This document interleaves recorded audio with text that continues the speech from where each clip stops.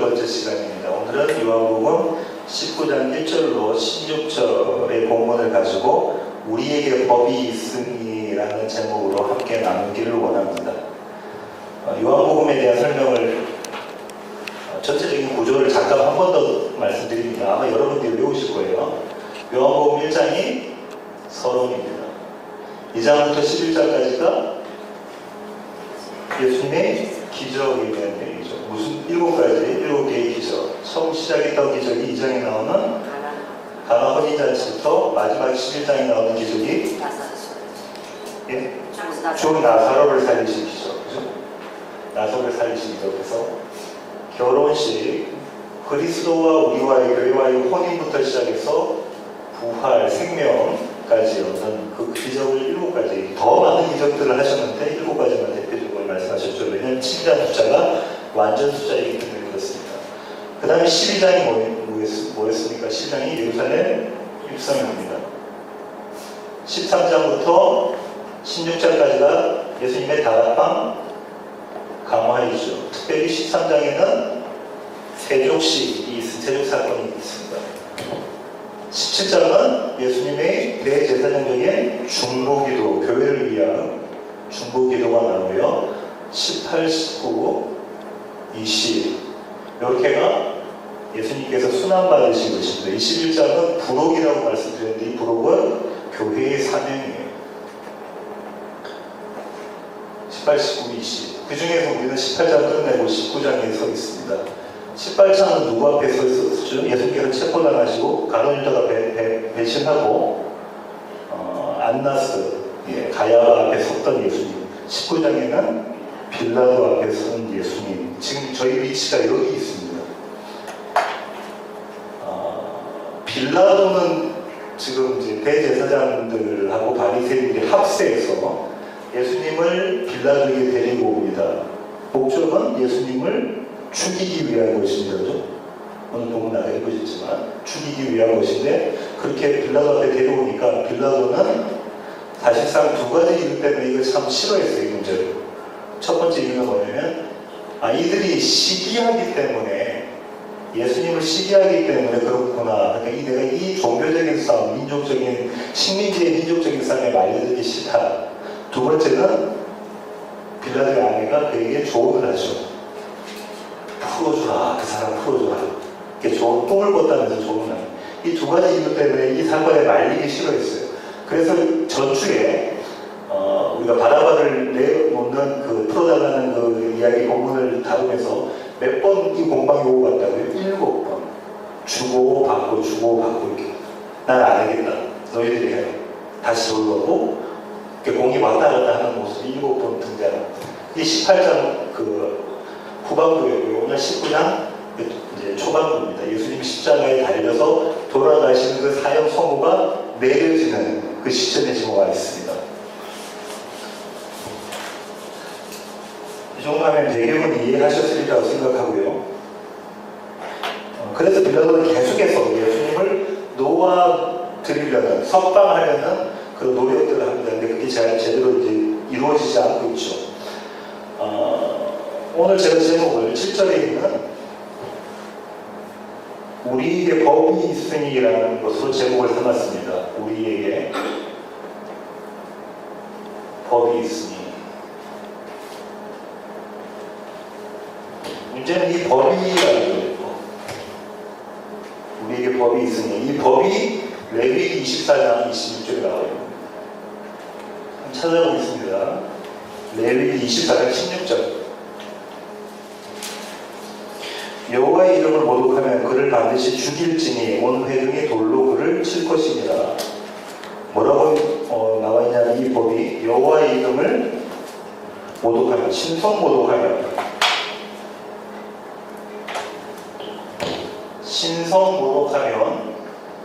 처형해라. 근데 방법은 돌로 쳐서 처형하는 거죠. 예수님이 신성 모독했다고 예수가 이 신성 모독죄를 범했다고 이제 이 대제사장들과 바리새인들이 생각을 하는 것이죠.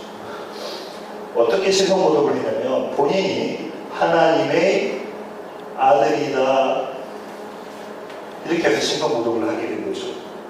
그런데 이것으로는 종교적인 것밖에 안 되니까 정치적인 이슈가 안 되잖아요. 왜냐하면 로마의 한 식민지인 이스라엘이 종교적인 문제거든요.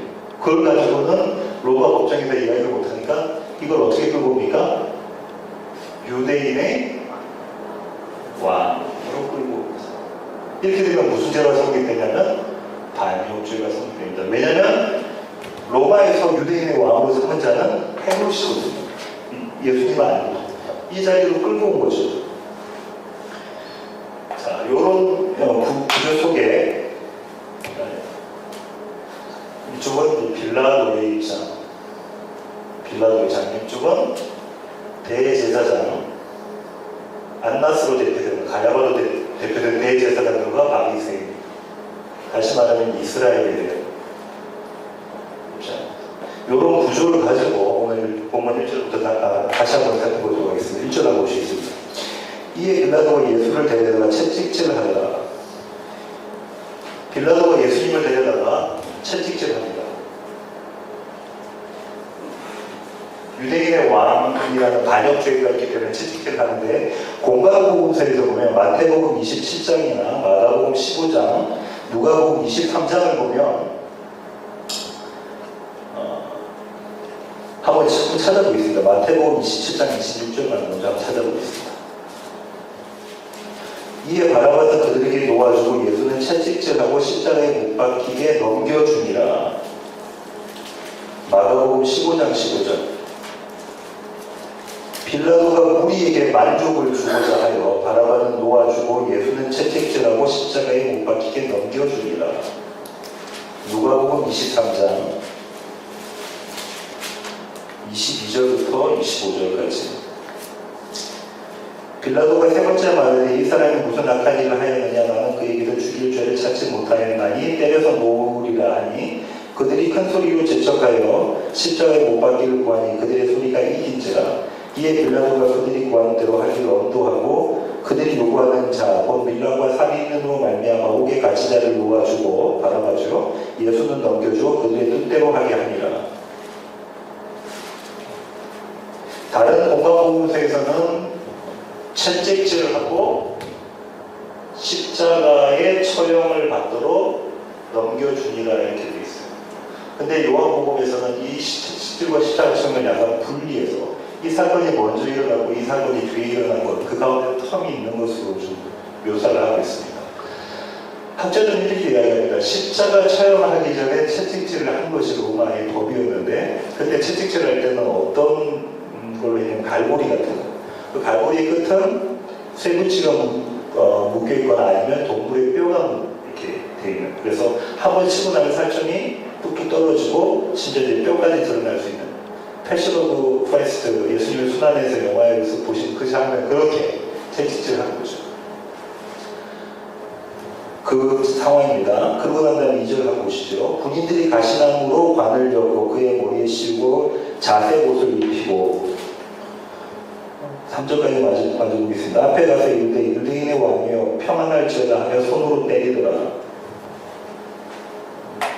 무슨 얘기가 나오냐면 이 유대인 왕이 예수님에게 가시관을 씌우고 또 자색 옷을 입혔습니다. 그죠? 가시관 하면 여러분이 생각하셔야 될 게 뭘까요? 가시. 그죠? 가시가 언제 처음 나왔나요? 아담과 하와가 타락하고 난 다음에, 그죠? 창세기 3장 18절 찾아보겠습니다. 창세기 3장 18절. 땅이 내게 가시덤불과 엉겅퀴를 낼 것이라.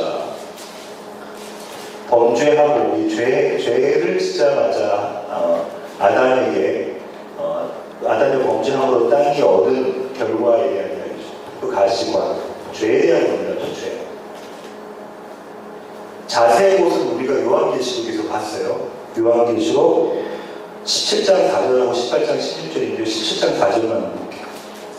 그 여자는 자주빛과 붉은빛 옷을 입고, 17장에 나오는 그 여자가 누구였냐면 음녀 바벨론이었습니다. 바벨론이 입고 있는 곳, 음녀가 있고, 이게 다 뭐 얘기하냐면 죄의 얘기하는 거죠. 반역죄가 맞아요. 누구에 대한 반역? 하나님에 대한 반역죄의 모습을 하고 있고요. 누가요? 하나님. 원래는 그 이 모습을 하고 있어야 될 자가 누구죠? 여기 서 있는 사람들인데, 빌라도와 여기 서 있는 사람들인데, 그 자리에 하나님께서 당신이 반역자의 모습으로 서 계신 그림이 그려져 있습니다. 계속 보겠습니다. 예, 3절. 앞에 가서 이르되 유대인의 왕이여 평안할지어다. 여기서 평안은 리조이스요. 기뻐할지어다. 카이로라고 그리스어로는 카이로라고 해서 여러분 카라 아시죠? 카라가 기쁨이에요. 네, 화장품 같은 데서 나온 그 카라가 그리스 헬라어로 기쁨인데 그 카이로. 그러면서 이 군인들이 어떻게 하냐면 손으로 때리더라. 하나님을 손으로 막 이렇게 때리는 그림이 그려져 있습니다. 나중에 한번 찾아보십시오. 이사야 50장 6절에 그 모습이 그려져 있습니다. 4절 보겠습니다. 빌라도가 다시 밖에 나가 말하되 보라 이 사람을 데리고 너희에게 나오나니 이는 내가 그에게서 아무 죄도 찾지 못한 것을 너희로 알게 하려 함이로다. 빌라도가 예수님을 데리고 나와요. 빌라도가 예수님을 데리고 나오는데 그것은 왜 나오냐면 무죄를 선언하고자 나오는 것입니다. 무죄. 계속 빌라도는 무죄다. 죄가 없다. 죄를 발견할 수가 없다는 얘기를 하고 있죠. 5절. 이에 예수께서 가시관을 쓰고 자색 옷을 입고 나오신 빌라도가 그들에게 말하되 보라 이 사람이로다. 보라 이 사람이로다 이렇게 생각하죠. 이 사람이 의미하는 게 뭐냐면 빌라도가 왜 이야기를 했냐면 자 너희들이 이 나사렛 예수가 유대인의 왕이라고 로마에 대한 반역을 꾀하는 자라고 내 앞에 데리고 왔는데 내가 이 사람을 채찍질을 하고 나니까 이 사람이 이 가시관을 하고 자색 옷을 입고 채찍에 맞아서 그런 모습으로 아무 반항을 하지 않은 모습으로 이렇게 그대로 나오는 거죠. 자, 이 사람이야. 이런 사람이 어떻게 반역을 할 수 있는 사람이니 이 사람 무죄야라는 이야기를 하고 있죠. 이사야가 이 얘기를 미리 해놨어요. 이사야 보겠습니다. 53장 7절. 그가 곤욕을 당하여 괴로울 때에도 그의 입을 열지 아니하였으며 마치 보수장으로 끌려가는 어린 양과 털 깎는 자 앞에서 잠잠한 양같이 그의 입을 열지 아니하였도다. 주님께서 이 고난 가운데서도 그분의 입을 열지 않고 마치 당연히 해야 될 것을 하는 것처럼 어린 양처럼 털 깎는 어린 양처럼 그 모습을 그대로 그리고 있는 모습입니다. 그러자 이제 백성들이 난리를 치죠. 대6절입니다. 대제사장들과 아랫사람들이 예수를 보고 소리 질러 이르되 힘을 다해 용을 써가지고 이르는 겁니다. 십자가에 못 박으소서 하는지라. 빌라도가 이르되 너희가 친히 데려다가 십자가에 못 박으라. 나는 그에게서 죄를 찾지 못하였노라. 무죄다. 고발한 가룟 유다도 무죄라고 이야기를 했잖아요. 빌라도도 무죄다. 헤롯도 무죄다. 다 무죄다 이렇게 이야기를 하고 있는 것입니다. 그런데 이들은 어떻게 하고 있냐면 소리 질러 계속해서 나오는 똑같은 표현이 소리 질러 뭐 해라? 십자가에 매달아라 하죠. 십자가에서 죽여라 매달아라. 소리 질러 이르되. 왜 대제사장들이 소리 질러 그렇게 이야기를 해야 되나요? 자기들이 죽일 수 있었음에도 불구하고 돌로 쳐주면 안 된다고 그랬죠. 지난주에 말씀드렸습니다. 왜? 돌로 쳐주면 이 사람을 메시아로 생각하고 있는 또 많은 사람들한테 밀란이 일어날까 두려워하는 그 감정이 있습니다. 근데 예수님 십자가에 달려 돌아가시면 그 책임으로부터 그들은 벗어납니다. 어떻게 해요? 하나님의 저주를 받아서 죽은 자가 되어버리기 때문에. 그래서 용을 쓰면서 십자가에 못 박으려고 합니다. 이미 찾아봤지만 다시 한번 보겠습니다. 신명기 21장 23절. 그 시체를 나무 위에 밤새도록 두지 말고 나무가 나왔어요. 그날의 장사여 내 하나님 여호와께서 내게 기업으로 주시는 땅을 더럽히지 말라. 나무에 달린 자는 하나님께 저주를 받았음이니라. 바울은 이 얘기를 그대로 갖고 와서 이야기를 합니다. 갈라디아서 3장 13절입니다. 그리스도께서 우리를 위하여 저주를 받은 바 되사 율법의 저주에서 우리를 속량하셨으니 기록된 바 나무에 달린 자마다 저주 아래에 있는 자라 하였습니다. 우리가 십자가에 달려서 죽어야 되고 우리가 가시관과 자세 모습을 이 모습으로 십자가에 달려 죽어야 되는데 그리스도께서 우리를 위해서 그 자리에 서셨다라고 바울이 고백하고 있습니다. 대제사장과 바리새인들은 그래서 소리 질러서 용을 써서 힘을 다해서 있는 힘껏 자신들이 할 수 있는 모든 방법을 다 동원해서 예수를 십자가에 못 박혀 죽이려고 작정을 합니다. 그러니까 빌라도 그러죠. 그래? 그럼 너희가 해. 나는 죄 발견 못했으니까 반역죄, 유대인의 왕이란 반역죄 발견하지 못했으니까 신성모독죄로 너희들이 데리고 가서 너희들의 법정에 세워서 죽여라. 그렇게 이야기를 하죠. 그때 7절에 또 그러니까 유대인들이 이런 이야기를 합니다. 유대인들이 대답하되 우리에게 법이 있으니 그 법대로 하면 그가 당연히 죽을 것은 그가 자기를 하나님의 아들이라 함이니이다. 이게 7절이죠. 우리에게 법이 있으니 아까 나와있던 레위기 24장 16절에 나와요. 그는 법대로 하면 하나님이 아닌 자가 하나님이라고 했으니 그 사람은 돌로 쳐 죽여야 되는 것이 마땅합니다 라고 이야기합니다. 법대로 합시다. 법대로 그렇게 이야기를 하고 있습니다. 8절 빌라도가 이 말을 듣고 더욱 두려워해서 9절 다시 관정에 들어가서 예수께 말하되 너는 어디로부터냐. NASB에서 이렇게 영어로 이렇게 보죠. Where are you from? 넌 어디로부터 왔느냐. 그때 주님께서 아무 대답을 하지 않으십니다. 그러니까 빌라도가 다시 화가 나죠. 놓아주려고 하는데 무죄하다는 것을 이야기하려고 하는데 뭐 반응이 없습니다. 그러니까 화가 나죠. 그렇게 해서 10절과 같이 빌라도가 이야기를 합니다. 빌라도가 이르되 내게 말하지 아니하느냐? 내가 너를 놓을 권한도 있고 십자가에 못 박을 권한도 있는 줄 알지 못하느냐? 빌라도가 이런 얘기를 하죠.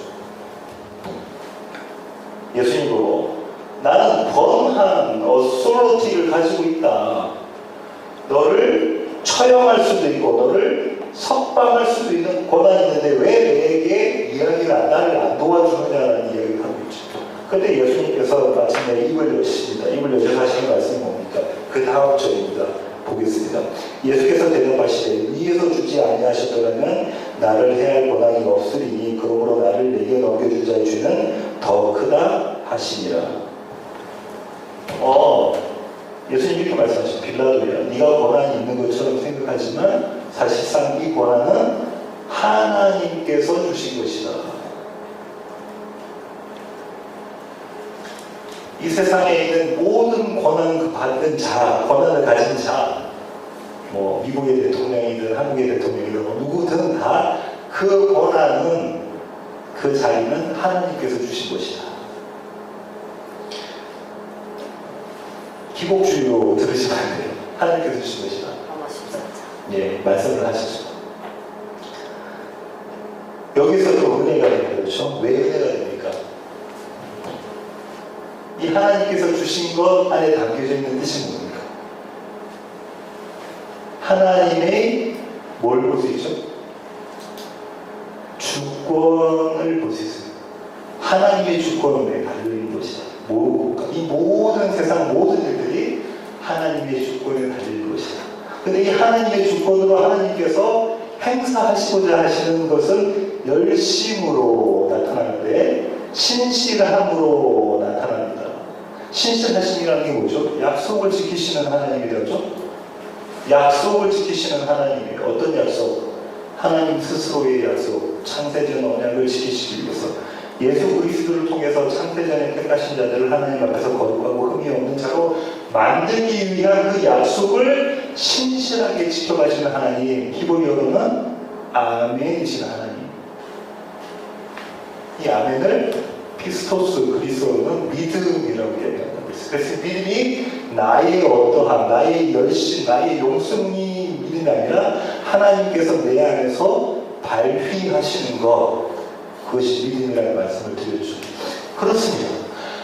지금 무슨 얘기하냐면 빌라도가 자기가 착각했죠. 내가 예수님을 풀어줄 수도 놓을 수 있는 권한이 있다라고 하는데 주님께서 그렇게 말씀하십니다. 아니야, 그 권한 네가 가진 건 네 거인 것 같지만 아니야. 아버지께서 주신 것이다. 무슨 일을 하기 위해서? 하나님의 약속을 하나님께서 성취하시기 위해서, 하나님의 약속을 성취하시기 위해서 너에게 준 권한이야. 그리고 마땅히 그분은 그 약속을 성취해 나가신다는 이야기를 하시는 것이죠. 계속해서 읽어보겠습니다. 이러므로 빌라도가 예수를 놓으려고 힘썼으나 유대인들이 소리질러 이르되 이 사람을 놓으면 가이사의 충신이 아니니이다. 무릇 자기를 왕이라 하는 자는 가이사를 반역하는 것입니다. 이렇게 되니까 대제사장들과 바리새인들이 이렇게 잘못 살아가는 예수 그리스도가, 예수님이 풀려나게 생겼어요. 무죄로 석방되게 생겼어요. 그럼 이렇게 되면 안 되잖아요. 그래서 이야기를 하죠. 어떤 이야기를 합니까? 만약에 빌라도야, 만약에 예수를 무죄로 선언해서 석방해주면 너는 가이사의 충신이 아니다. 이 충신은 영어 성경에 보면 친구라고 되어 있어요. 헬라어도 친구라고 되어 있습니다. 헬라어에도 친구, 필로스라는 헬라어, 여러분 잘 아시는 충신, 친구. 이 배경을 좀 역사적인 배경을 설명을 해드려야 되는데요. 이때 당시에 로마의 황제가 티베리우스라는 황제가 있었는데 그 사람에게 측근이 있었어요. 한국도 미국도 그렇잖아요. 정치를 하는 그 중심에는 그 측근들이 있습니다. 측근들이 있으면 그 측근들을 가이사의 친구, 가이사는 시저도 아니죠. 가이사의 친구라고 이렇게 부릅니다. 황제라는 얘기예요. 황제의 친구라고 불러요.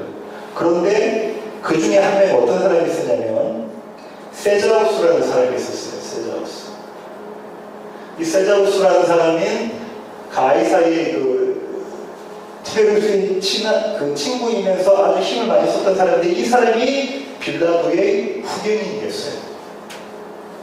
줄을 잘 서야 정치에 성공하잖아요.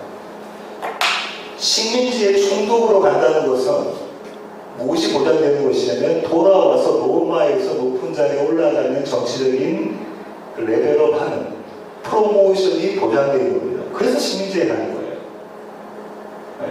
그래서 식민지에 가는데 이 정치적인 줄은 다 이렇게 줄을 서기를 잘했는데 이 세자우스라는 사람이 빌라도의 후견인이었다. 뒤를 봐주는 사람이었어요. 그런데 AD 31년쯤에 이 티베리우스가 무슨 일을 하냐면 자기 측근을 다 수청을 합니다. 마치 지금 김정은처럼 다 수청을 해버리고, 그러니까는 빌라도가 정치적 입지가 힘들어졌잖아요. 이거 큰일 났다라는 거죠. 그런데 대제사장으로 대표되는 가야바와 이 장인 안나스가 아마 그걸 알았을 거고 빌라도도 그 사실을 알았을 거다. AD 31년 가을쯤이라고 이야기를 하고 있습니다. 요세푸스가 그 이야기를 하고 있는데 그걸 알고 보니까 그거를 집어넣는 거죠. 덫을 먹었다. 덫을 딱 나왔어요. 못 빠져나갈 덫을 던집니다. 네가 만약에 반역죄인 그 사람을 풀어주면 너는 가이사의 친구가 아니다. 우리는 그래서 로마에다가 고발을 하겠다. 그러면 빌라도는 정치적 생명이 그 순간 끝이 나는 거죠. 더 이상 버티지를 못하는 덫을 놓고 빌라도는 깨닫습니다. 내가 덫에 빠졌구나. 이렇게 깨닫게 되죠. 그 다음 보겠습니다.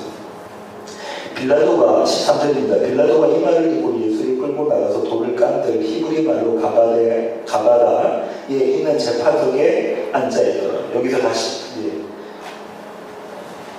아주 생각에 의미심장한 장면이 한 개 나옵니다. 빌라도가 어디 앉았냐면 재판석에 앉아있습니다. 이 재판석에 빌라도가 앉았대요. 다른 재판석이지만 또 그 앞에 누가 앉았죠? 안나스, 가야바. 다른 공화국사에서는 또 누가 하는 헤롯.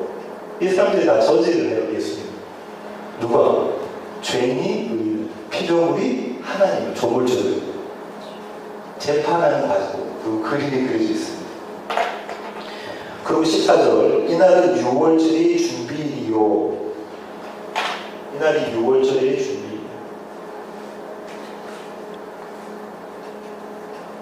6월절 그 주간이었어요. 그리고 예수님께서 죽으신 날은 6월절 금요일입니다. 그러면 6월절 만찬을 드신 날은 목요일 밤이 되겠죠. 목요일 밤에 초유에 만찬하시고 6월절 새벽에 잡히셔서 6월절 아침인 거예요. 이날 전 오후에 돌아가시겠죠. 6월절 준비입니다. 여기서 우리가 또 한 가지 생각해야 될 게 이 6월절이라는 거예요. 6월절의 주인이 누군가? 6월절의 주인이 누구죠? 예수 그리스도인데 이 예수 그리스도를 잡아 죽이는 사건이 그때 일어나는 것입니다. 계속해서 보겠습니다.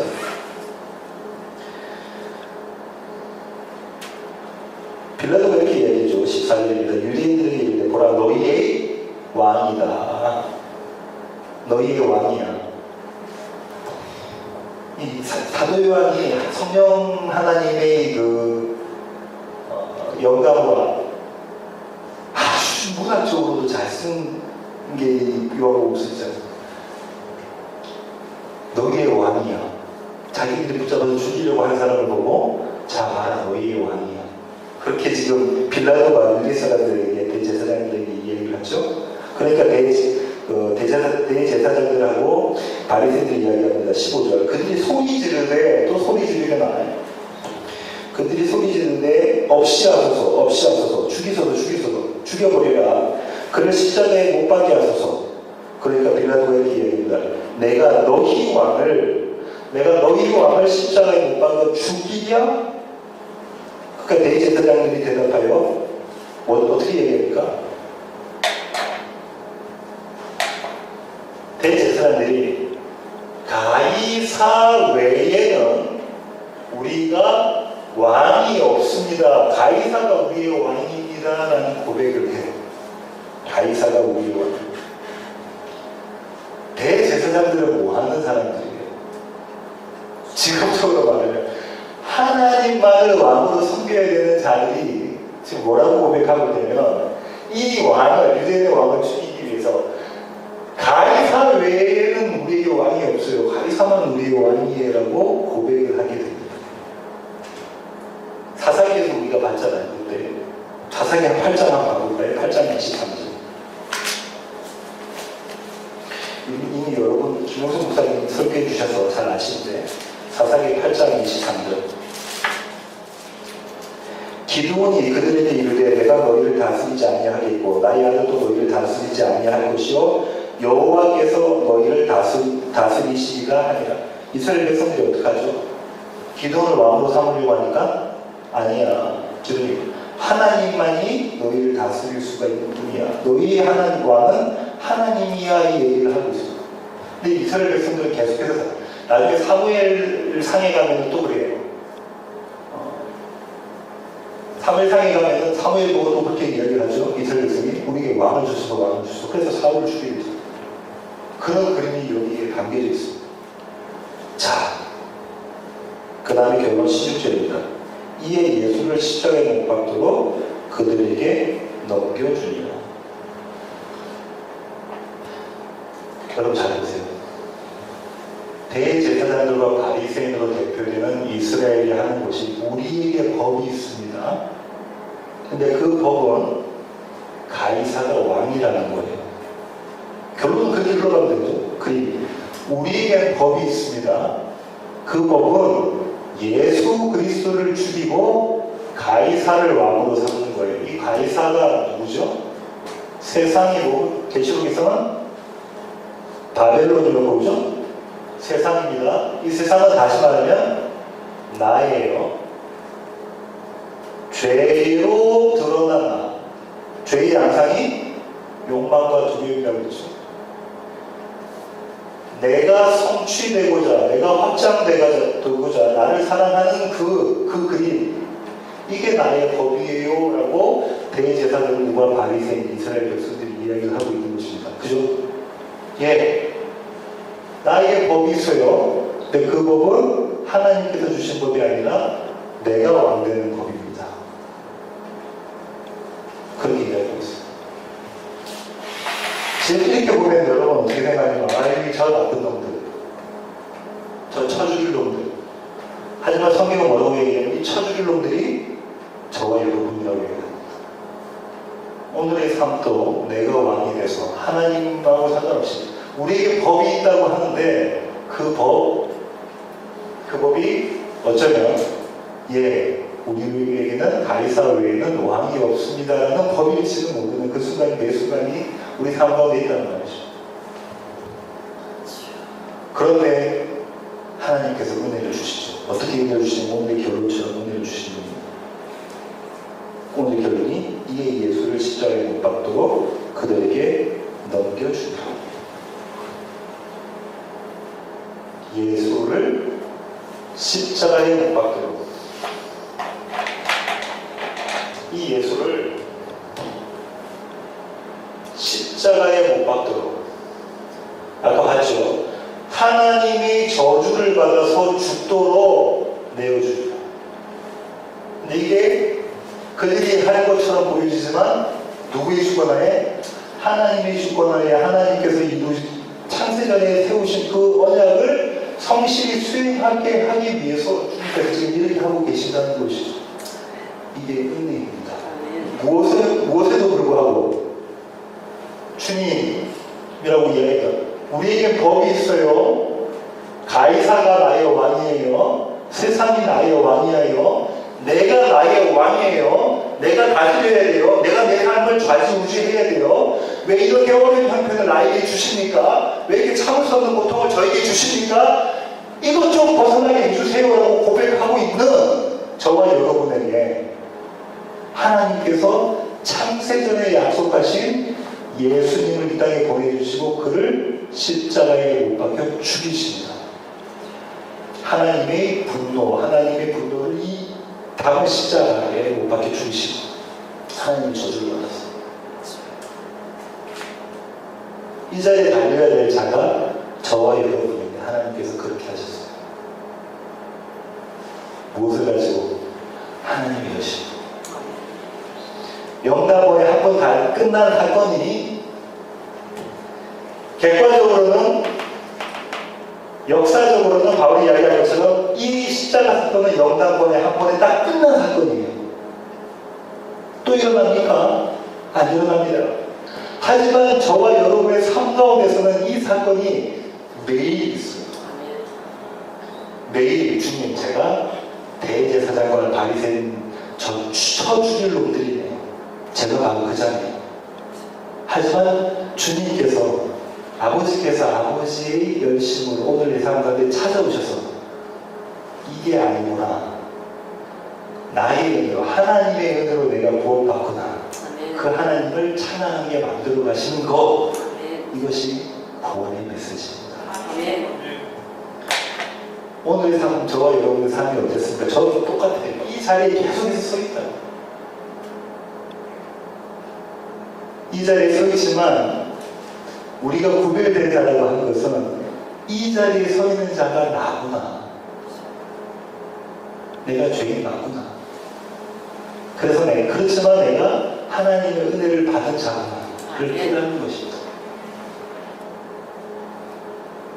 그것이 은혜 받은 자와 은혜 받지 못한 자의 차이입니다. 이 대제사장과 바리새인들의 모습, 이 모습이 나의 모습인 것을 아는 것이 은혜입니다. 그 칼럼의 마지막에 제가 뭐라고 쓰냐면 누가복음에 나와 있는 죄인인 여자에 대한 그림을 제가 거기다 써놨습니다.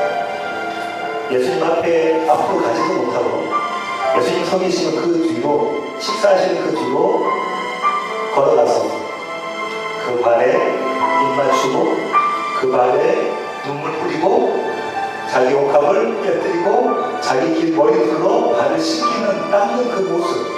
주님, 제가 주님입니다. 주님, 제가 이 자리에 서 있는 자입니다. 그런데 주님께서 내가 만든 음식이기 전에 창세 전에 하나님 스스로 여백을 지키시기 위해서 이 땅 가운데 오셨습니다.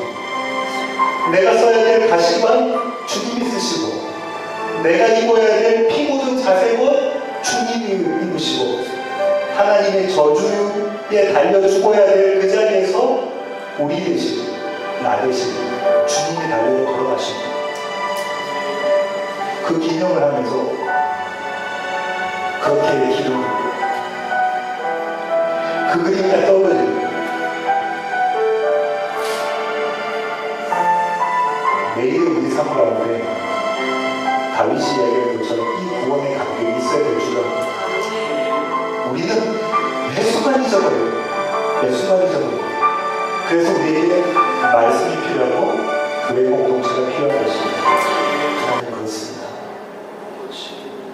우리 삶 가운데 어느 한순간 빛으로 우리 삶 가운데 침투해 오셔서 어둠인 우리를 보게 하시고 오직 그 빛을 향하여 그 빛을 원하며 그 빛을 소망하는 자로 만들어주시는 주님 감사합니다. 은혜 아니면 결코 일어날 수 없는 일이 우리 안에 일어난 것이 기적입니다. 사도 요한이 예수 그리스도의 기적들을 보여준 것은 하나님 오늘 내가 믿고 있는 이 믿음이 기적이라는 것을 보여주기 위한 것임을 깨닫게 하여 주셨습니다. 나의 지혜와 나의 열심과 나의 어떠함으로 받는 구원이 아니라 하나님의 은혜로 오직 그분의 열심으로 받는 구원을 깨닫게 하여 주셨습니다. 그래서 모든 영광과 찬양을 오직 한 분 하나님께만 올려드리는 우리 세워지는 교회 공동체가 되기를 원합니다. 주님 한 주간도 말씀으로 세워주시고 하나님의 은혜를 날마다의 삶 가운데 경험하며 주님과 연합된 자로 세워지는 우리 교회 공동체가 되기를 원합니다. 이제는 우리 주 예수 그리스도의 놀라우신 구원의 능력과